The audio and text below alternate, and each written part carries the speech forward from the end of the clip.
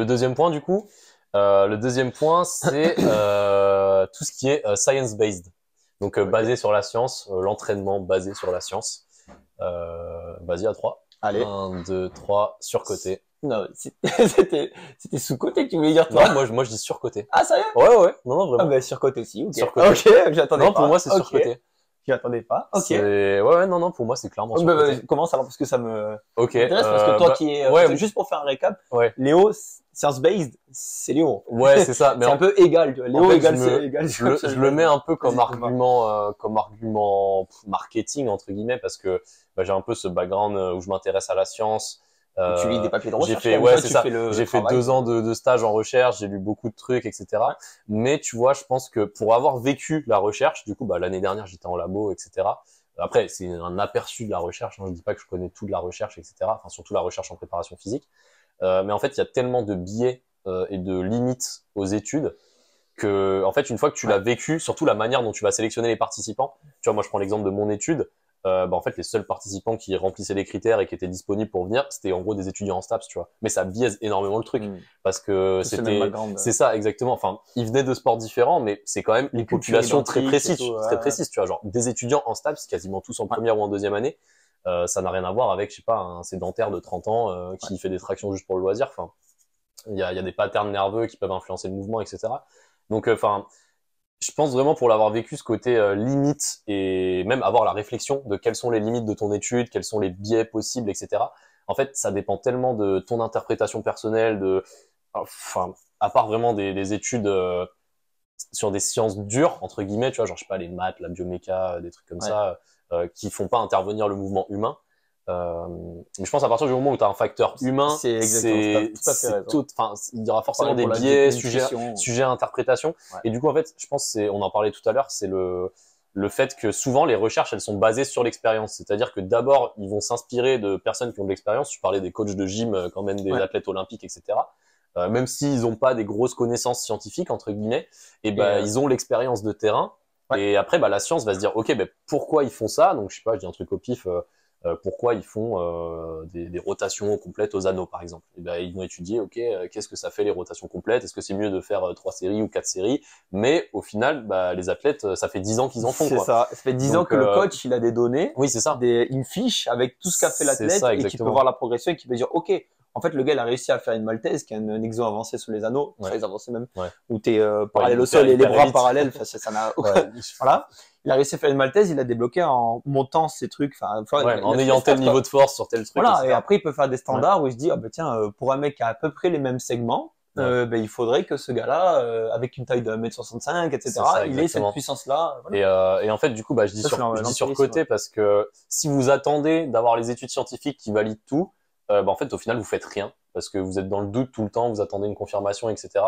Et en fait, je pense qu'il y a beaucoup de gens qui ne font rien parce qu'ils ont peur de faire, alors que c'est toujours mieux de faire quelque chose, même si c'est sous-optimal sur le papier, que de rien faire en te disant peut-être que c'est pas opti et pas validé par la science. Deux choses par rapport à ça. Donc, par rapport à ton dernier point, c'est que ça s'appelle la paralyse par l'analyse, ce phénomène-là. Ce phénomène-là, c'est on est à un stade où on a peut-être trop de connaissances par rapport à vraiment les efforts qu'on peut faire et qu'on peut réaliser. Et ce qui fait que on doute de tout. Donc, c'est-à-dire que tu fais ta séance de développé couché, pendant que tu l'as fait, tu te dis, est-ce que je devrais vraiment faire du développé couché, sachant que j'ai un point fort épaule? Tu vois, et tu es toujours en train de te remettre en question. Et au final, tu n'es pas productif et tu mets pas d'intensité. Et encore plus dans l'escalade, parce qu'il y a tellement de trucs à travailler. Enfin, là, laisse tomber. J'imagine même pas. Par rapport au science-based aussi, ce que je tiens à préciser, c'est que quand vous choisissez aussi un coach, alors certes, c'est un argument marketing, science-based, prenez un coach qui a des perfs. S'il vous plaît. Prenez un coach. Mais ça, tu vois, je pense c'est hyper important dans le sens où si t'as un coach qui s'est jamais entraîné, c'est obligatoire. Il peut même pas comprendre. Il peut même pas comprendre ce qu'il faut réaliser comme effort. Alors oui, il a la théorie, mais sauf qu'il l'a jamais réalisé sur lui. Donc comment tu veux qu'il comprenne qu'un athlète aujourd'hui, il peut pas faire ça parce que c'est réel, il peut vraiment pas le faire. Alors que dans sa tête, dans ses chiffres et dans sa théorie, il devrait pouvoir. Et après, tu vois, je pense il faut aussi faire la différence entre un coach qui a des perfs à l'instant T et un coach qui a eu des perfs et qui sait de quoi il parle. Genre souvent, par exemple, les entraîneurs en gym, ils sont entre guillemets retraités, tu vois. Enfin, genre ils font plus de gym, mais ils ont été athlètes de gym, ils ont l'expérience. Et attention, tu les mets sur les barres parallèles, ils font quand même des équilibres. Et ils sont quand même plus forts que 99,9% de la population, tu vois. Là, je te prends un médaillé d'or au JO, là. Il y en a un, il est incroyable, il est coach maintenant, il a 55 ans, 60 ans, il continue à faire des spectacles en tant que, juste, il fait des spectacles aux anneaux, des spectacles où il fait encore des maltaises et des trucs comme ça. 50-50, tu dis. Ouais, mais c'est... Et pour l'exemple pour toi, par exemple, moi, t'es un coach qui me donnera envie de venir. Si je veux pratiquer l'escalade et travailler l'escalade et surtout me renforcer pour l'escalade, tu vois un gars qui a tes perfs, tu fais traction PDC, tu fais réglette 20 mm en PDC. Enfin, tu vois, PDC lesté, additionnel. Je sais pas, moi. Enfin, au bout d'un moment, il faut se poser une bonne question, tu vois. Tu t'arrives pas là par hasard, quoi. Surtout quand tu commences l'escalade comme moi, à genre 18 ans et que t'en as que 24. En plus, t'as une progression. T'as pas tout ce background de quand t'es enfant, et en plus ils ont sorti des études, c'est marrant du coup parce que j'invoque les études, mais ils ont sorti des études qui montraient que t'avais limite une hypertrophie de plus 50% en termes de taille de tendons et de poulies sur des enfants comparé à des adultes. Adam Mondra, il gagne depuis qu'il a 3 ans, il doit avoir des tendons. Mais mec, ses doigts c'est des saucisses quoi. Non mais tu les vois, ses doigts c'est genre il rentre pas dans les monos. Genre vraiment son doigt c'est 2 de mes doigts. Les doigts c'est les monos quoi. Ouais c'est ça vraiment. Et du coup, bah là, tu te dis, bah ok, ça explique la perte. Tu vois, donc vraiment, prenez un coach qui vous donne envie et qui a des perfs réels et actuels. C'est-à-dire qu'un gars qui vous dit, ouais, bah, je faisais 10 reps à 100 kg au bench il y a 5 ans. Mais qui bizarrement, il a pas la vidéo. Voilà, et puis là, il a un petit peu de gras et tout, bah oubliez quoi, oubliez. Franchement, regardez un mec qui vous donne envie, tu vois, et suivez-le. Ouais, je dirais pas forcément oublier, mais tu vois, si t'inspire pas confiance et qu'il te dit, ouais, j'avais tel perf, mais j'ai pas la vidéo, il y a personne qui m'a vu, machin et tout, ça fait bizarre, tu vois. Enfin, bah, moi, honnêtement, perso, moi, je passe à la trappe. Et genre, j'en ai beaucoup comme ça qui vivent dans le passé autour de moi. Et genre, vraiment, c'est des gens en plus qui ont un petit peu un mal-être au final, quoi. Et tu te demandes comment un mec qui est pas très bien dans sa peau peut vraiment te guider aussi dans un truc où toi, t'as envie de reprendre confiance. Il y a ce côté vitrine un peu aussi, c'est-à-dire que bah c'est un peu comme quand tu choisis un vêtement ou un truc quoi. Enfin c'est genre si c'est pas beau dans la vitrine, t'as pas envie de l'acheter quoi. Faut être en gros c'est pas une société encore, mais en gros ma marque que j'ai envie de faire, c'est Walk the Talk et ça veut dire exactement ça, être à la hauteur de ses paroles. Donc c'est ça. Si à un moment tu commences à balancer, ben je peux courir un marathon, ce qui va être le en avril, voilà. Tu vois. Donc en avril je pourrais faire le malin sur la course marathon, je pourrais vraiment en parler. Là aujourd'hui, je me sens pas légitime, tu vois. Ouais, c'est pareil. Je peux présenter ce que je fais, mais je vais pas te dire fais ça va marcher. C'est pareil pour moi en escalade, tu vois, genre je vais jamais vanter le fait que j'ai fait des perfs en escalade parce que j'en ai jamais fait, tu vois. Enfin en mode des vraies performances en escalade. Un truc genre du 8C. Ouais, tu vois par exemple, jamais je vais dire bah mon argument c'est que j'ai fait des bonnes perfs en escalade parce que des bonnes perfs, je sais pas, genre 8 B blocs 9 à voix. Voilà, des perfs où vraiment t'es un pratiquant vraiment avancé. Parce que je l'ai jamais fait, tu vois. Donc je peux pas, même si un pratiquant vient me voir en disant voilà j'ai cet objectif là, est-ce que tu peux m'aider? Je vais lui dire très honnêtement, je pense que je peux t'aider, mais plus sur la partie physique, bien gérer ton entraînement pour pas te blesser, pour optimiser à fond pour ton objectif. Mais par contre pour la partie, je sais pas, coaching technique et tactique pour sortir un bloc dur, par exemple, ça je sais pas le faire, tu vois. Bah tu sais rester à ta place. Je saurais le faire. Enfin, je pense que je peux le faire, mais je me sentirais pas légitime de le faire, tu vois. C'est-à-dire que vraiment, là demain t'as un athlète, je sais pas, du pôle France d'escalade qui me dit bah vas-y je prépare Paris 2024, j'ai confiance en toi pour mon coaching. Moi je vais lui dire moi j'ai pas confiance en moi, tu vois. En gros je vais lui dire j'ai confiance en moi mais pas dans le haut niveau et quand la performance a un impact aussi important sur ta vie, tu vois. En gros je veux pas me sentir, je suis pas encore légitime dans ma tête de me sentir responsable de la réussite ou de l'échec d'un athlète de si haut niveau, tu vois. Donc je lui dirais clairement à cet athlète je veux bien que tu me fasses confiance, mais si jamais le résultat il est pas à la hauteur de ce que t'attendais, c'est peut-être parce que je manquais d'expérience, etc. Tu vois, enfin, en gros, je vais lui dire par A plus B que oui, c'est bénéfique d'avoir un coach, machin et tout, mais que peut-être que pour cet objectif-là, je serais pas la meilleure personne à aller voir, tu vois. Ben moi, c'est ça aussi, c'est comme tu dis, rester à sa place et connaître ses points forts, ses points faibles, etc. Tu vois. Pareil, moi, si la personne est au-delà d'un stade intermédiaire, je me sens pas tu vois, qu'elle est pas au début de l'intermédiaire, mais plutôt dans la fin de l'intermédiaire où elle commence à être avancée. Puis t'as le. Si elle vient me voir pour l'hypertrophie, je vais lui dire. Puis t'as le syndrome de l'imposteur aussi qui rentre en compte. Enfin, je sais pas, je dis un truc au pif, mais imagine, tu t'as fait que de l'hypertrophie toute ta vie en mode prise de masse, t'as jamais été sec. Qu'est-ce que tu connais sur la sèche, tu vois? Si t'en as jamais fait une, tu peux connaître toute la théorie de la sèche, mais si tu l'as pas vécu le moment où t'as plus rien dans le bide et tu dois aller dormir, la phase de la mort. C'est ça exactement. Enfin, est-ce que tu es vraiment légitime pour conseiller quelqu'un qui est dans cette situation? Non. Je suis assez d'accord avec toi là-dessus. Ouais. Bah cool. Ensuite, du coup, ça nous amène au point suivant, un peu tous ces points sur le coaching. C'est donc le point suivant, c'est surcoté ou sous-coté, d'avoir un coach, tout simplement. À 3. 1, 2, 3, sous-côté. Ouais, sous-côté. Vas-y, je te laisse commencer. Hein, du coup. En fait, un coach, ça vous permet d'être factuel sur votre progression. Déjà, lui, il ne va pas avoir d'émotion sur le. Alors, bien sûr qu'il peut s'attacher à vous, c'est pas la question. Mais en gros, il va regarder les chiffres, il va regarder les vidéos que vous lui envoyez et il va être très factuel. C'est-à-dire que s'il y a un problème, il va le dire. Enfin, c'est son taf, en tout cas. Après, est-ce qu'il va le dire ou pas, ça dépend du coach. Mais ça, déjà, rien que pour ça. Avoir un regard objectif sur ce que vous faites. Tu vois. Déjà, rien que ça, c'est. Et puis, un gars qui va vous dire s'il y a un problème, il va vous le dire. Et c'est super important d'aller presque au conflit, des fois. Avec tes coachs, tu vois, d'aller vraiment lui dire non, là. Tac. Et les gens, ils attendent. Enfin, en plus, ils attendent de ce que tu lui dis. Non, là, c'est n'importe quoi ce que tu as fait.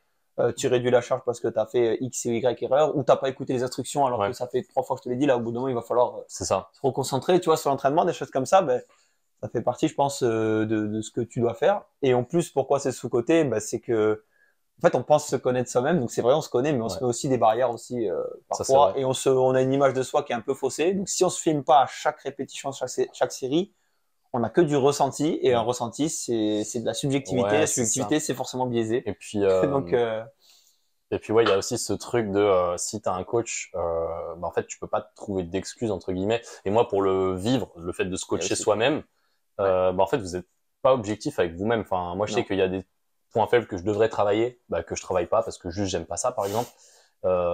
Mais que si jamais mon objectif c'était vraiment de faire tel ou tel truc, je devrais vraiment travailler ces points-là.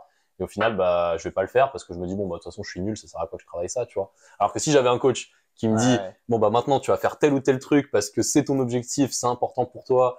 Et t'as pas le choix en fait. Enfin, genre, je suis ton coach, tu m'écoutes, tu vois. Et parce que c'est important pour toi, que dans ton objectif, tu dois vraiment faire ce truc-là. Là, tu vois, t'es obligé de le faire parce qu'en plus, entre guillemets, t'as ce truc de rendre des comptes à quelqu'un. C'est ça. Et tu veux rentabiliser aussi l'argent que t'investis dans ton coaching. Exactement. Et d'où l'intérêt aussi pour moi de faire payer l'accompagnement. Tu vois, parce que, ok, au début, quand j'ai commencé, je me suis dit, est-ce que je suis légitime vraiment pour coacher quelqu'un? Mais en fait, c'est même pas une question de légitimité.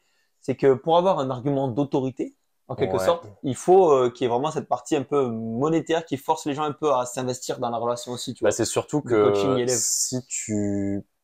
généralement, ton investissement en termes de temps, d'énergie, etc., il est proportionnel à ton investissement en termes d'argent. Tu vois, je dis un truc au pif, mais imagine, tu investis toutes tes économies dans une maison que tu veux retaper pour faire une plus-value, tu vas y mettre toute ton énergie parce que tu sais que tout ton investissement, il est là-dedans, tu vois. Et donc, du coup, je dis un truc un peu paradoxal, mais plus tu payes un coach cher, plus tu vas t'engager aussi toi-même derrière, tu vois. Donc, du coup, il y a ce truc-là de se dire que plus c'est cher par rapport à ton niveau de vie. C'est ça, exactement. Parce que si t'es très riche, imaginons tu payes 200 €. Pour quelqu'un, 50 € ça va être énorme, et pour quelqu'un d'autre, 400 € ça va être rien, tu vois. Mais si c'est un pourcentage élevé de ce que tu reçois, là c'est quoi? Mais en fait, il faut que vous sentiez que vous vous investissez réellement dans ce truc-là, dans le process du coaching. Et moi, du coup, je sais que si vraiment quand j'aurai un peu plus de temps et tout, une fois que j'aurai mis mon truc un peu en place, que je serai vraiment installé, on va dire, dans la vie, là, je prendrai un coach, du coup, pour progresser tout simplement, tu vois, parce que c'est hyper important. Et puis, on n'a pas parlé de la charge mentale. Oui, hyper important aussi. La charge mentale quand tu as un coach, elle est inexistante. C'est-à-dire que tu notes juste dans ton fichier, tu vas pas réfléchir à qu'est-ce que je vais faire dans une semaine, tu vois. Et puis tu doutes pas comme tu disais, le programme hopping. Tout à fait. Tu vas pas te dire à douter, est-ce que mon programme il est bien ou pas? Parce que tu as confiance en ton coach. Et à partir du moment où tu as confiance en ton coach, tu dis ok, ce que je suis en train de faire, c'est productif parce que c'est quelqu'un de professionnel qui l'a réfléchi et qui sait que c'est ce que j'ai de mieux à faire à l'instant T pour atteindre mon objectif, tu vois. Et ça, c'est une charge mentale en moins, mais qui est énorme parce que tout le temps que tu vas passer à chercher des trucs sur les forums, à tester toi-même ton propre programme, à faire des fichiers Excel qui servent à rien parce qu'au final, tu vas jamais tester le programme. Tout ce temps-là, en fait, vous l'investissez dans autre chose. Il faut bien comprendre que moi aussi, je devrais le faire d'ailleurs parce que tu as raison. Moi aussi, je devrais passer, en gros, faire confiance à quelqu'un qui aurait un peu la même philosophie que moi parce que quand même, j'ai une philosophie à laquelle je tiens. Mais parce qu'en fait, ça m'obsède. Tu vois, ça aussi, je me couche, je pense à la programmation, à la mienne surtout, en fait. Je sais pas, je me lève aussi, je pense à ça. Quand je suis en train de faire ma séance, je pense aussi à la programmation, si je peux changer quelques trucs. C'est des changements mineurs, mais ça reste tout le temps, tu vois, un processus. Moi, je l'ai un peu moins ça, tu vois. Je l'ai beaucoup au moment où je dois me faire mon premier plan. Où je me dis, ça me stresse pas trop, mais juste je me dis, ok, il faut bien que je prenne le temps de me poser, de bien réfléchir, etc.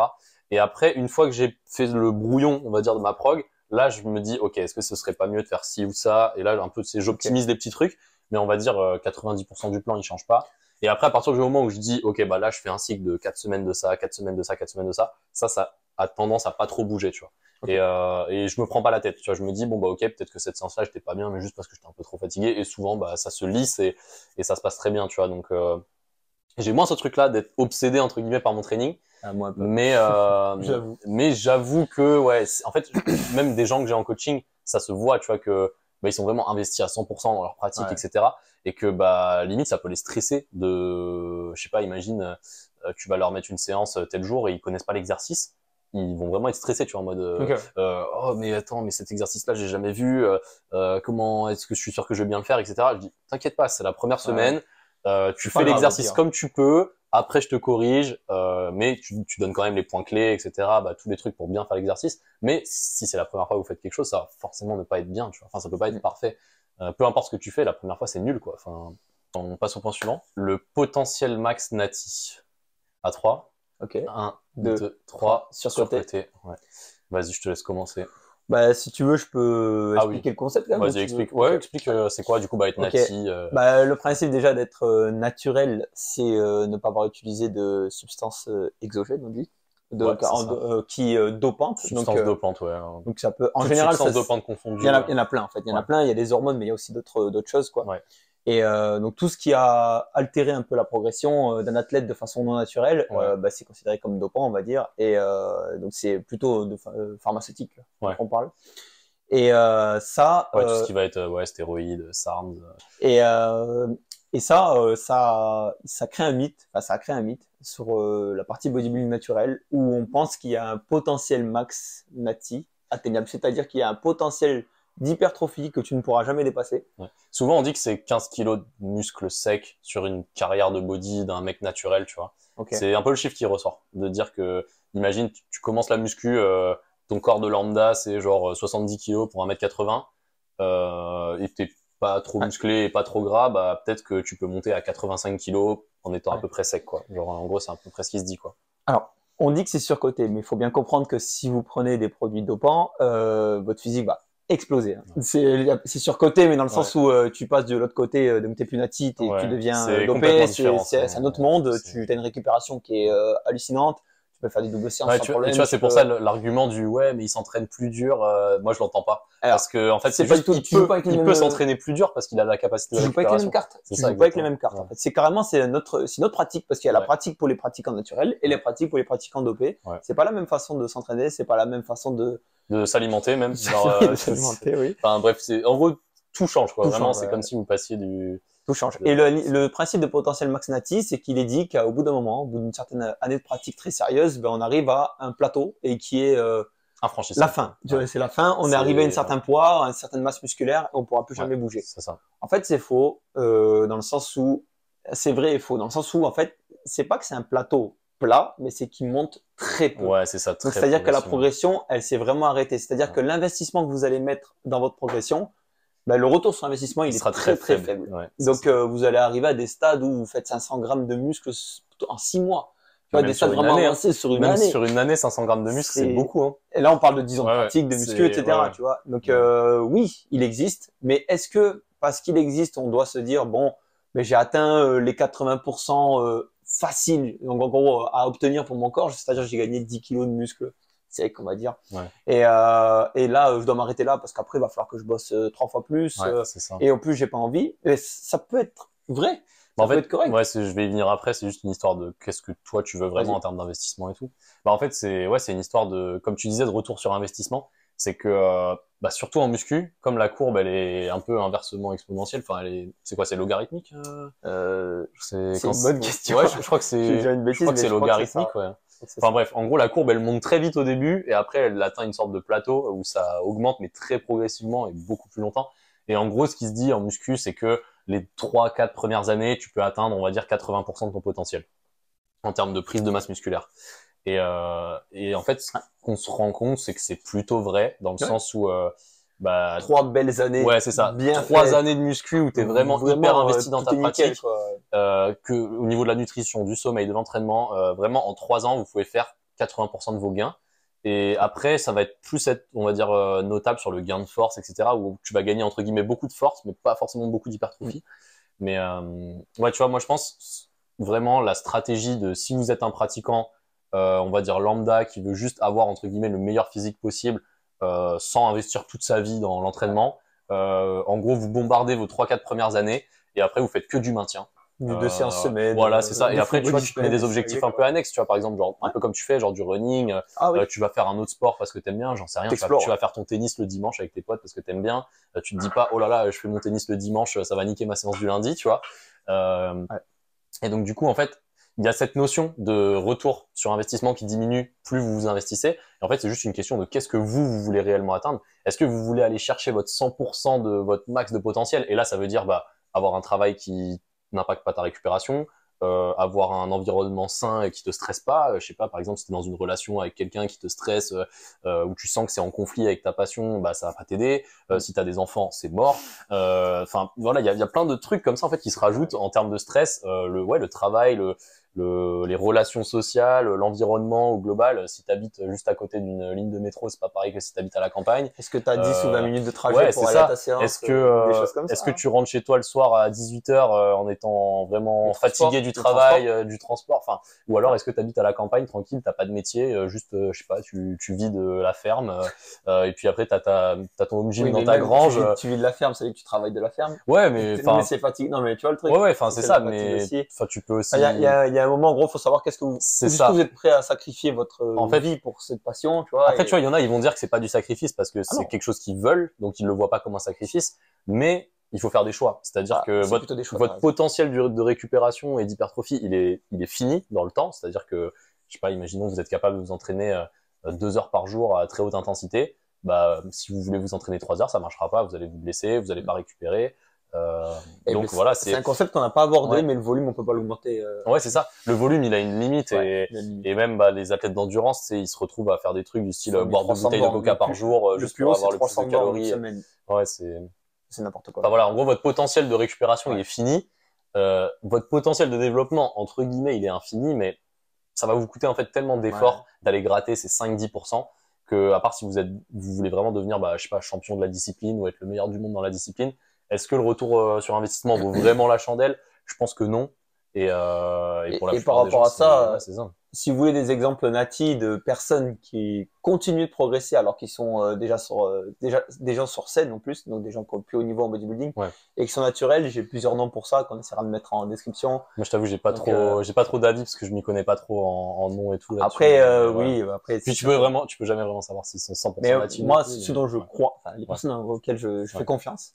En français, il y a Herzoviac, H-E-R-S-O-V-Y-A-C. De toute façon, on mettra les liens dans la description. Il y a, après, en anglophone, qui est très intéressant, c'est Alex Leonidas, il s'appelle. Je vois. Ouais, ça, je vois. On parle de traction lestée à 80 kg. Ouais. Alors que c'est un bodybuilder en plus. Enfin, il fait de la force aussi. Bench à 180 kg. Naturel. Et dips, il a plus de 100, je sais plus combien. Il a traction à un bras aussi. Il a 6 tractions à un bras. C'est quand même hallucinant de voir des gens. Mais justement, c'est là qu'on se rend compte qu'il y a un problème. Les gens naturels qui sont très très forts physiquement, enfin qui sont physiquement très beaux, très musclés, sont tous super forts. Ils sont tous genre l'un ne va pas sans l'autre, tu vois. Ils sont tous forts. Et t'as dit qu'on voit des bodybuilders un peu, et puis des fois on voit un peu leur traction. Putain, on voit qu'ils galèrent à faire ces tractions quoi, au poids du corps. Exactement. Je sais pas, on se pose des questions, tu vois. Après on se pose les bonnes questions. Donc en gros, c'est pas que un seul facteur, mais bon. C'est plurifactoriel, mais c'est ça. Après, moi je pense qu'on a bien résumé ce point-là. Il n'y a pas vraiment de limite naturelle. Juste, il y a une limite de développement par rapport à vos contraintes, par rapport à votre stress en général dans la vie. Et après, c'est juste à vous de faire vos choix. Voilà, je pense que c'est bien résumé. Parfait. Et le dernier point, du coup, c'est donc la prise de masse musculaire pour l'escalade et le ninja. En gros, vraiment, l'hypertrophie pour l'escalade ou le ninja. Enfin, les deux cumulés un peu, parce que c'est un peu la même chose en termes de préparation physique. Vas-y, à 3. 1, 2, 3, sous-côté.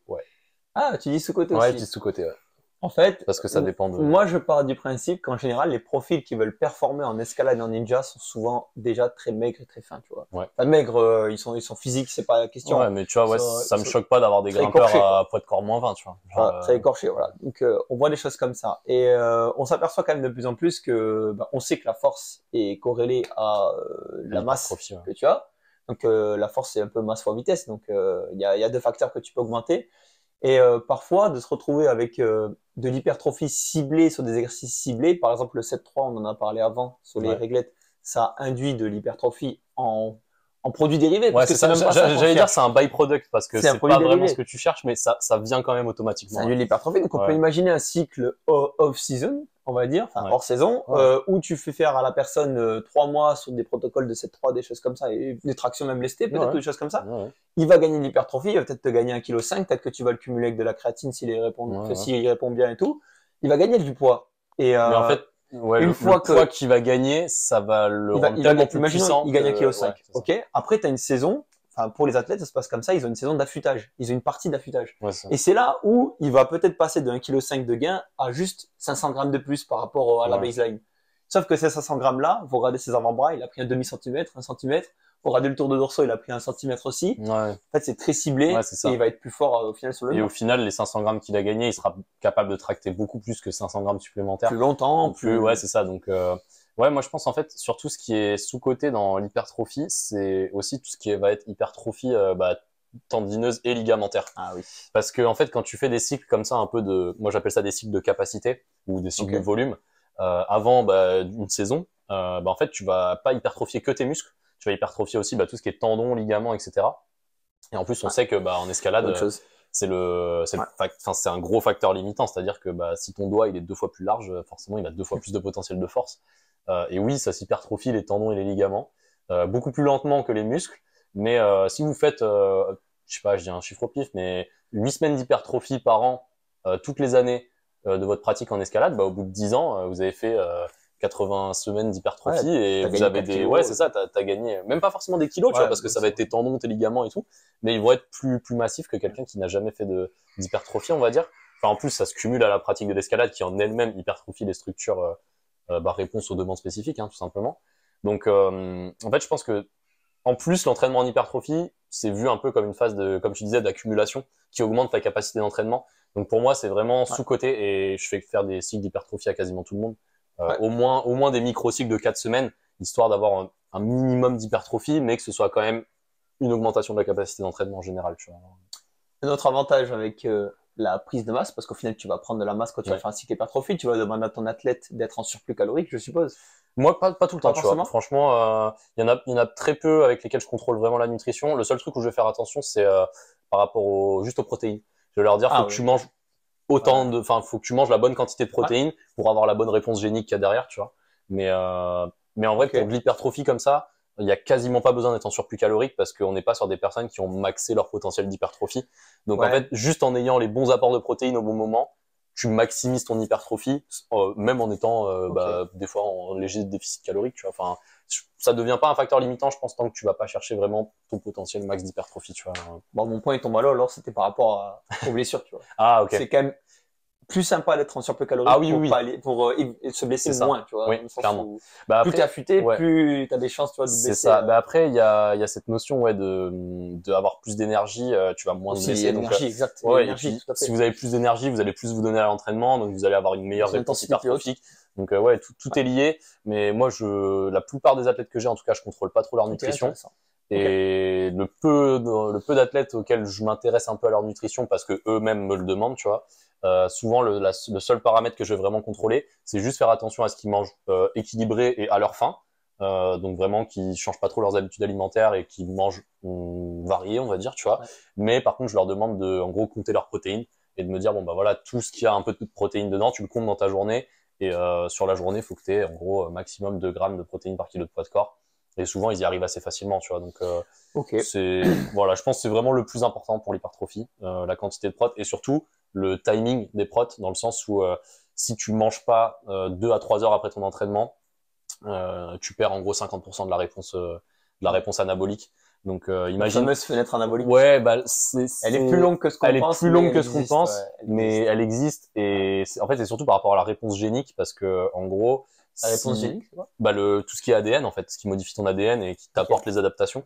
En fait, du coup, quand tu t'entraînes, t'influences les protéines de ton ADN et t'as besoin de protéines pour les reconstruire, pour que ça s'adapte en gros.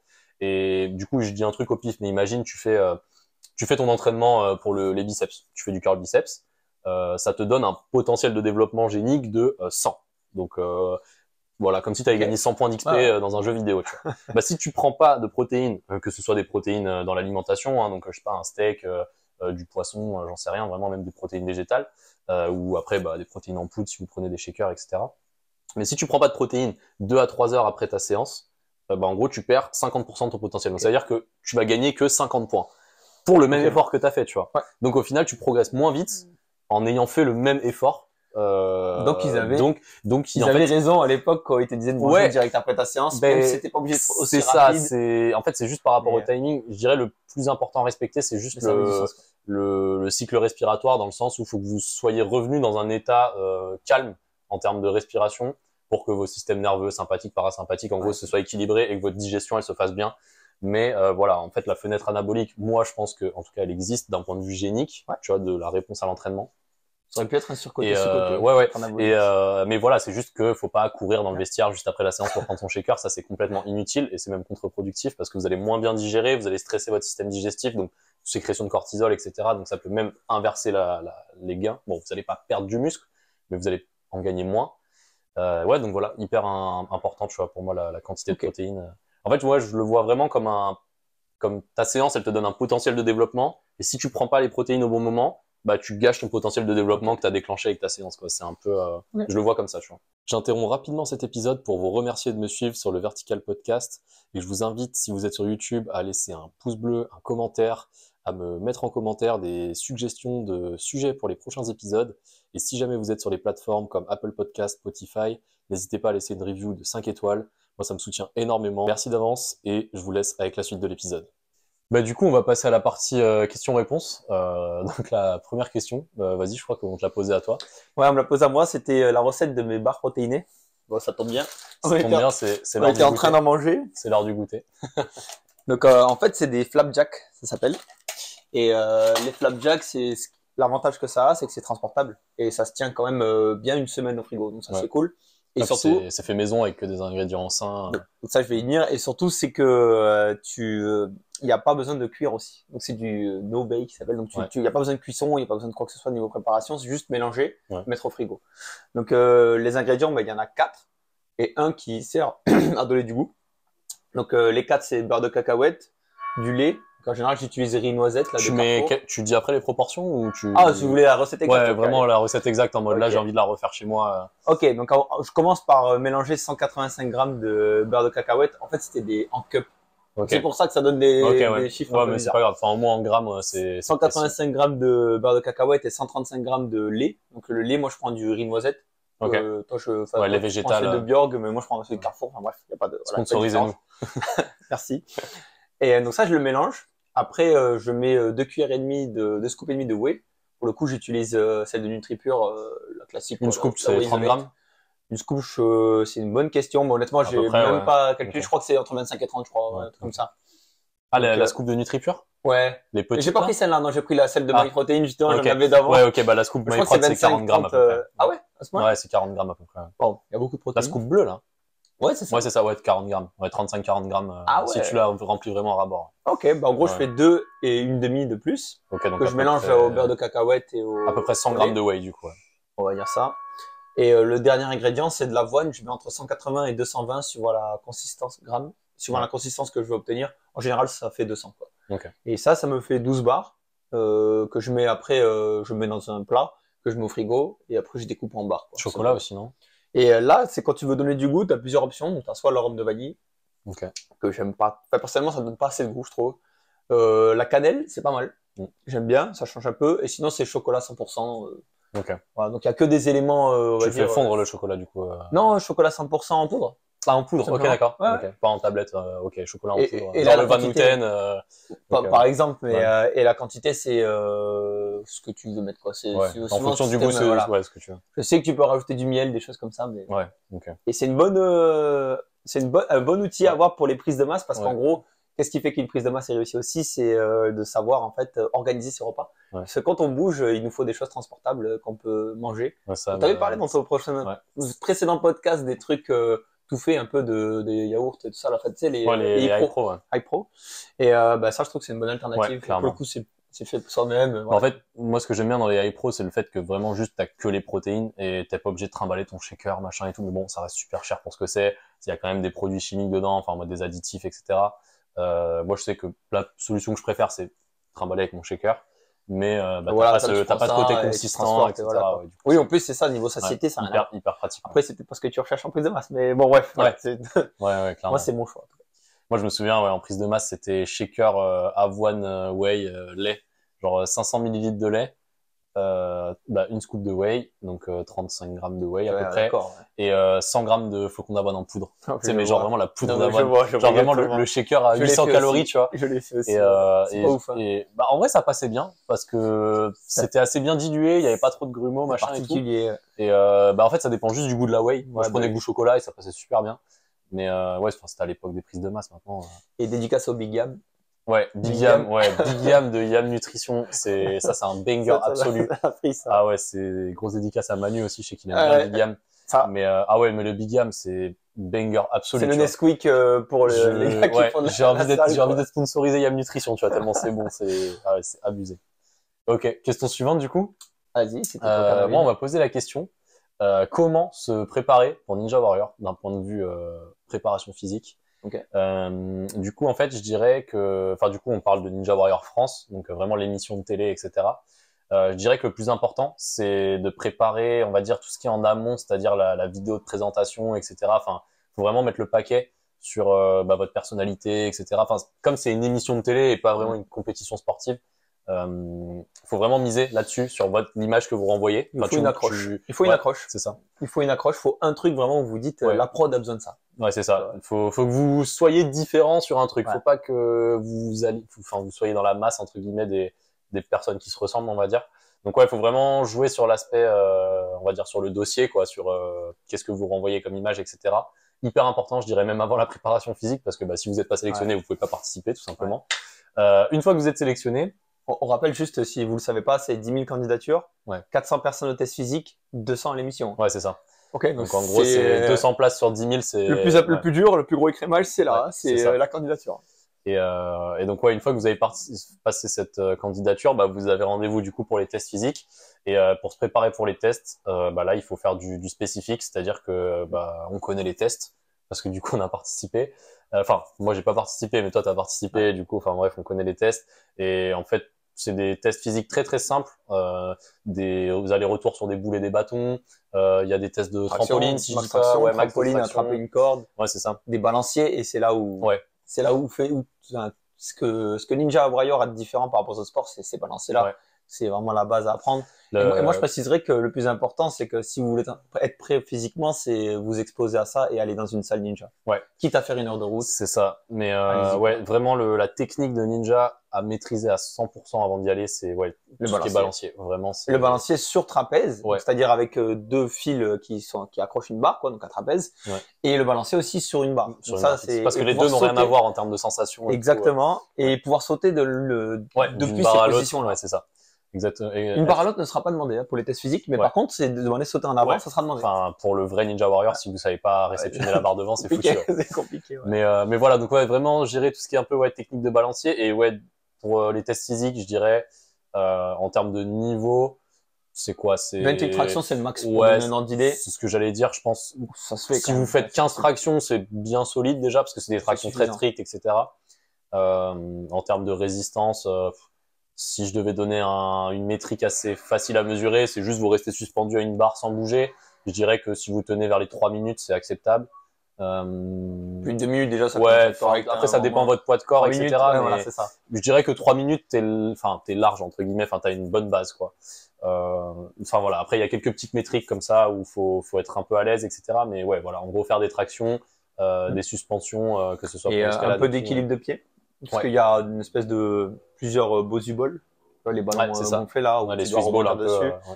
Et puis après aussi il y a courir sur un mur et prendre appui sur le mur et sauter en hauteur. Donc c'est ça. Et puis après, en fait, ça c'est que la partie émergée de l'iceberg, parce qu'il y a vraiment toute la partie immergée qui va être qu'est-ce que vous visez comme performance à l'émission. Et là, du coup, c'est vraiment, ça n'a rien à voir, quoi. C'est le jour et la nuit. Si vous y allez en touriste juste pour le fun ou si vous y allez vraiment pour performer physiquement. Et déjà, il y a une chose que la programmation physique, en gros, de la PPG ne fera jamais, c'est la partie psychologique. Ouais. Sur Ninja Warrior, honnêtement, les gars qui gèrent le mieux, les gars qui gèrent le mieux leur stress, c'est le plus fort, quoi. Ouais. C'est le plus fort parce que ceux qui ont l'habitude d'être en compétition aussi. Parce que c'est ce que j'allais dire, c'est les compétiteurs en général. Ouais. Honnêtement, j'avais pas l'habitude. J'étais en haut de la plateforme pour démarrer. J'étais déjà à 160, 180 BPM. J'avais rien fait et j'étais pas bien, quoi. Et j'étais vraiment. Je me souviens même plus du tout début de l'émission, au tout début, quoi. Ouais. Ce qui s'est passé au tout début, je m'en souviens plus. J'ai un blackout. Donc vraiment, j'ai très mal géré la pression. Ouais, le stress, c'est un énorme facteur. Et maintenant, ce que je dis à tout le monde qui veut y participer, je dis préparez-vous mentalement à ce que ça soit très demandant, surtout que vous savez pas quand vous passez. Ouais. On passe entre 10h du soir et 5h du mat. Ouais. Ça fait une belle fourchette. C'est ça. Et on n'a pas le droit, on ne peut pas toucher les obstacles avant, on sait pas comment ils réagissent, on sait pas si notre grille va tenir, on sait pas si ça. En fait, c'est une part d'aléatoire qui est énorme, donc. Le seul moyen de pallier à tout ça, c'est de s'exposer partout. Allez voyager. Enfin, si vraiment votre kiff c'est Ninja Warrior, vous voulez gagner. Aller dans plein de salles différentes. Aller en Suisse, aller en Allemagne, tester des obstacles différents. Même si vous faites de l'escalade pour vous préparer à Ninja Warrior, essayez d'aller dans plein de salles différentes, essayez de faire les blocs au premier essai ou de faire des voies au premier essai, vraiment pour vous exposer à ce stress de j'ai qu'un essai, j'ai pas le droit à l'erreur. Donc en escalade, on appelle ça flasher des blocs ou des voies du coup. C'est hyper intéressant comme entraînement spécifique entre guillemets. Donc voilà, il y a beaucoup de points à gérer pour se préparer pour Ninja Warrior, mais je dirais le plus important, c'est quand même de miser sur la candidature pour être sélectionné. C'est ça, exactement. Mais après, sur les qualités physiques requises en ninja en général, là, on pourrait faire tout un podcast. Pour tous les grimpeurs qui nous écoutent, et normalement, il y en aura plein, franchement, allez tester une fois dans votre vie une salle ninja. C'est trop fun.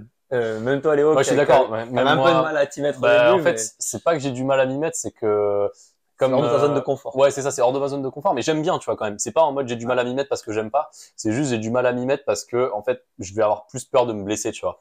Par exemple, je me dis une mauvaise réception, je vais me faire une cheville, ça veut dire qu'après pendant 3 mois, je vais pas grimper. Je vais avoir un peu la rage d'être allé à cette séance de ninja et de me dire je me suis blessé juste pour 1 heure de fun, alors que si j'étais pas allé, j'aurais pu grimper pendant 3 mois après, tu vois. C'est plus par rapport à ça que j'avais du mal à m'y mettre. Mais au final, en vrai, si vous faites les choses bien, la plupart des salles, il y a largement de quoi niveau sécurité, etc. Enfin, une blessure, ça peut toujours arriver, mais c'est très très rare et faut pas s'empêcher de faire un truc parce que vous avez peur de la blessure et on peut toujours se préparer un peu physiquement pour éviter ça, faire du renfort, je sais pas, sur les chevilles par exemple si j'ai peur de me faire une cheville. Mais apprendre, voilà. Donc, en fait, mais comme en escalade, apprendre à tomber. Ouais, c'est ça exactement. Oui, apprendre à tomber, c'est hyper important. Ouais. Évidemment, tu pourras pas pallier aux chutes accidentelles ou voilà, mais apprendre à tomber, apprendre à faire des roulades. Ça limite drastiquement les risques, quoi. C'est toujours pareil. À la limite, le plus gros risque, c'est de se faire un steak, quoi. Tu vas rarement te blesser, tu vas rarement te blesser au sens propre du terme, tu vois. C'est plus des blessures superficielles, on va dire. Donc, non, franchement, ninja, super sport en termes de fun, etc. Question suivante. Ok, la dernière question pour le running que j'ai eue. Ouais, donc c'était par rapport à l'équipement, en gros, de base que je conseillerais, quoi, pour toute personne qui commence le running. Alors moi, c'est un peu particulier parce que j'ai aussi l'idée de ne pas me blesser, comme je l'ai dit.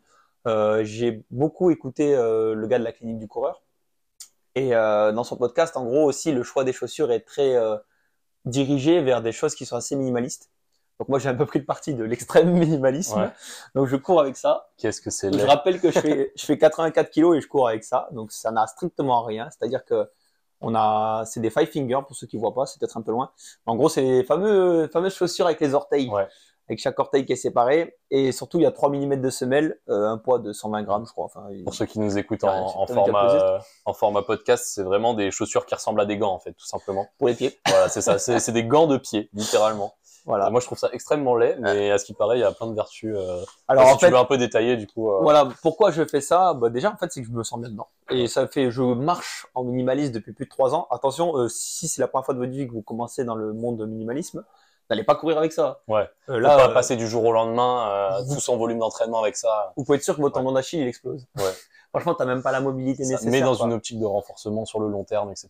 Genre... Et moi, dans mon idée, c'était, j'ai un peu cette idée-là d'anthropologie où j'ai envie d'être plus près des racines de ce que pouvait faire l'être humain avant, tu vois.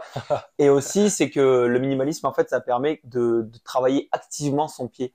Dans les chaussures classiques conventionnelles, on est en fait dans un plâtre. Ouais, c'est ça. Honnêtement, c'est même pas, il n'y a pas d'autre question. On est dans un plâtre qui a une semelle de 4 cm maintenant, jusqu'à 4 cm, c'est énorme, je sais pas si tu te rends compte de la taille. Ouais, non, mais je vois les chaussures à carbone et tout. En mode, et en gros, elles essayent de pallier, elles sont anti-pronation, anti-machin, anti-truc, ce qui fait que le pied, en fait, ne fait rien. Ouais. Le pied, il est juste dirigé par la cuisse et le pied ne sert à rien, c'est-à-dire que vous flexez, que vous utilisez vos orteils ou pas, ça ne change rien pour votre course, quoi. Donc là, avec celle-là, c'est exactement l'inverse. C'est-à-dire que ça fait quand même plus de 2 mois que j'ai des courbatures sous les pieds. Je vais pas te mentir. À la voûte plantaire, du coup. À la voûte plantaire, ouais. Et dans l'absolu, c'est que déjà, première raison, je me sens bien dedans. Deuxième raison, c'est que on va renforcer toute la chaîne, en fait, y compris le pied, qui est quand même la base quand tu cours au final. Mais même pour les grimpeurs, en vrai, tu vois, genre, je me dis, c'est hyper intéressant. Parce que du coup, les chaussons, ça détruit les pieds, mais peut-être parce qu'on n'a pas les pieds assez forts aussi, tu vois. Donc, mais en gros, ce qu'ils expliquaient dans la théorie, c'est qu'une fois que tu as fait beaucoup de volume avec ces chaussures-là, tu peux aller sur n'importe quelle chaussure. Tu vois, c'est un peu dans cette idée-là. C'est que si vraiment tu veux faire de la performance, bah après, tu peux prendre des chaussures où tu as un plâtre un peu. Ça pose pas de problème parce que ton pied va encaisser. Et le troisième truc par rapport à ne pas se blesser, ce qui est super important, c'est que c'est un feedback direct sur toutes les mauvaises techniques de course. C'est-à-dire que si mécaniquement... Ça amplifie le... Ah, mais c'est ça, mécaniquement, je tape talon, tu te défonces le talon. j'ai super mal, instantanément. Avec des chaussures avec 4 cm de mousse en dessous, je tape talon, c'est au bout de 30 minutes de foulée que je vais sentir l'impact. Sauf que ça a peut-être déjà créé des micro-fractures. Évidemment, on parle de plusieurs sorties, etc. Oui, bien sûr, sur le long terme. Mais les fractures de fatigue, c'est réel en running et elles sont causées par le fait que on les sent pas arriver, c'est insidieux parce que on a des plâtres qui empêchent en fait notre pied sensoriel, de sentir les choses. Et il y a un autre truc, c'est que le deuxième, enfin en gros, t'as le truc où t'as le plus de connexion nerveuse, t'as les mains. Ok. Je crois que t'as une autre partie du visage, je sais plus où, et t'as sous les pieds, en troisième ou en deuxième, tu vois. Et en gros, c'est lui qui a le plus de connexion nerveuse. Alors à quoi ça sert? On en voit. Tu vois, ben, ça sert à justement avoir ce contact avec le sol. Proprioception de là où tu mets tes pieds, quoi. Voilà. En tout cas, moi j'y crois et je continue. Je pense que, enfin, dans la logique, moi je suis 100% d'accord. Après, comme j'ai jamais testé, je peux pas dire d'expérience si c'est bien ou pas. Mais en gros, c'est mon running gear, je le conseille pas à tout le monde. C'est vrai que c'est à la base la question, c'était qu'est-ce que je conseille pour tout le monde, ça je le conseille pas.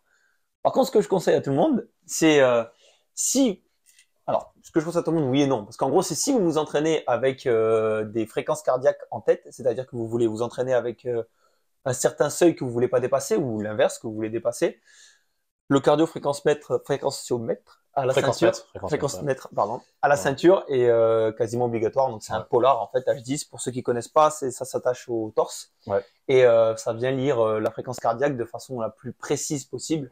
Et surtout c'est celle qui donne le résultat le plus direct. On va dire que ça se met à jour toutes les 2 secondes, 3 secondes, comme c'est ça. Très rapidement quoi. Et puis du coup ça te donne une idée dans quelle zone de travail t'es parce que la vitesse de course et la fréquence cardiaque c'est lié. Enfin c'est plus tu cours vite, plus ta fréquence cardiaque elle augmente. Donc du coup, tu peux viser certaines zones pour l'entraînement, etc. Donc hyper intéressant. Ça, c'est intéressant. C'est pas obligatoire. On peut juste se baser sur des trucs où est-ce que je peux parler pendant que je cours? Théoriquement, c'est que je suis en Z2. Est-ce que je peux respirer qu'avec le nez quand je cours? Théoriquement, je suis dans la zone 2 toujours. Je suis dans une zone facile. On peut faire ça, mais j'avoue que c'est un outil quand même qui est... tu vois, moi, pour l'avoir expérimenté et enfin un peu les deux, enfin pour le peu de courses que j'ai fait, le truc de respirer par le nez, tu vois, par exemple, pour moi, ça marche pas. Dans le sens où je vais réussir à respirer par le nez, mais comme j'ai une très mauvaise endurance de course, ma fréquence cardiaque, elle dérive en fait. Et je peux être à 170 BPM et respirer que par le nez, alors que je cours à 11 km/h, tu vois. Et donc je pense je vais y arriver. Ces critères-là, objectif de respirer par le nez, etc., ça marche seulement avec les coureurs expérimentés, tu vois. Parce que leur fréquence, elle va être stable s'ils courent à une vitesse stable. Alors que tu vois, les coureurs inexpérimentés comme moi, même si je me dis, si je cours à 10 km/h, je suis en zone 3, par exemple, en fait, même si je reste à 10 km/h, ma fréquence cardiaque, elle dérive. Donc, ça, tu l'as remarqué qu'avec les outils. C'est ça, exactement. Mais ce que je veux faire comprendre aux personnes, c'est que si vous les avez envie de démarrer le running aussi, il faut pas non plus, tu vois, attendre d'avoir certaines choses ou te dire, je peux pas acheter ma Polar, alors je peux pas courir. Ça revient à ce qu'on disait tout à l'heure. Même si c'est sous-optimal sur le papier, c'est toujours mieux de le faire que de pas le faire. Après, il faut bien comprendre que pour augmenter son endurance fondamentale, c'est-à-dire que pour faire des longues distances, il faut courir doucement. Et ça, c'est hyper contre-intuitif. À courir doucement. C'est super dur. Et ça, je pense que c'est super dur. Je pense que c'est vraiment difficile. Et d'ailleurs, on voit, en fait, sur les Strava des gens, quand on regarde un petit peu leur profil, ils sont souvent à des vitesses assez élevées, tu vois, du 5 minutes au kilomètre, des choses comme ça, 12 km/h. Ah, mais pour eux, c'est la mais on voit, quoi. Non, mais on voit le BPM. Non, on voit leur BPM, justement, c'est 160 ou des choses comme ça. Ah, ok. Tu vois, et finalement, qu'est-ce que t'entraînes? Quand tu fais ça, au final, c'est un peu si tu fais un parallèle avec de la grimpe, c'est un peu comme si tu faisais de la résie, quoi. Et pourquoi ne pas s'entraîner à 160 BPM dans l'idée tout le temps? Ben, c'est que si vous faites que ça tout le temps, votre récupération elle est forcément impactée. Ouais, c'est ça. Là aujourd'hui, je peux faire 4 runs d'affilée en Z2 si je veux. Ouais. Tu vois, je peux aller sortir 2 heures sur 4 séances d'affilée. Si je suis en zone 2, je peux le faire. Ah bah oui, tu vois, si je monte à 160 à chaque séance, je ne peux pas le faire. Vrai, je serai lactique, j'aurai les jambes un peu pétées. Non, clairement, c'est intéressant. Donc quand on accumule du volume, ce qui est tout ce qu'on veut faire en marathon, c'est augmenter le volume jusqu'à arriver à un certain seuil pour être prêt pour le marathon. Bah, il faut forcément faire des runs faciles, quoi. Donc voilà à peu près pour le. Ouais, puis moi je fais l'analogie du polar avec le VBT, du coup le Velocity Based Training. C'est un peu la même chose, c'est-à-dire que vous devez avoir une intention de vitesse maximale sur l'exécution de vos répétitions, mais si vous n'avez pas l'outil qui mesure la vitesse, bah vous pouvez quand même le faire et au ressenti savoir quand est-ce que votre barre est ralentie, etc. Donc c'est bien d'avoir les outils, mais vous pouvez totalement faire sans. Et voilà, c'est juste une histoire d'optimisation et parce qu'on aime bien les chiffres aussi, hein, clairement. Ouais, c'est vrai. Ouais. Parce qu'on parle du science-based, on a dit que c'était surcoté, mais en même temps, ça nous fascine aussi. Bah, tu peux trouver ça surcoté, mais quand même y trouver un intérêt, tu vois. Enfin, c'est vraiment. Puis moi, je le vois aussi. Dire que ça n'a pas une importance majeure. Oui, voilà, c'est ça. Une progression, mais ça a un intérêt. Mais dire que voilà. Exactement. Ouais. Et puis on est un peu geek là-dessus. Ouais. Et du coup, bah, dernière question bien geek ça pour le coup. Batman ou Superman, tout simplement. Et pourquoi? Parce qu'il y a vraiment le choix. Superman, il est dopé, quoi.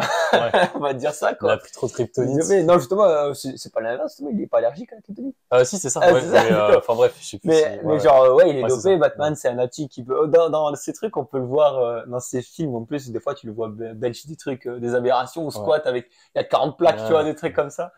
Pour moi, Batman, il est dopé, tu vois. Genre, c'est possible. Petit coup de stéroïde dans la Batcave, là. Franchement. Un peu en mode Captain America, par tu vois. Par rapport à l'effort fourni, Batman, oui. Et après, ouais, mais si tu fais vraiment l'analogie, moi, je pense que Batman, il serait dopé, tu vois. Batman, c'est Dark. Mais honnêtement, après, Dark Knight, c'est mes films préférés. Ouais. Donc, j'aurais du mal à être objectif. Moi, je suis pareil, vraiment, ouais. Batman. Avec le Joker, moi, c'est ouais, puis Batman, comme tu dis, t'as l'analogie du mec qui s'est construit lui-même, entre guillemets. Et alors que, ouais, Superman, tu nais comme ça, et puis voilà, quoi.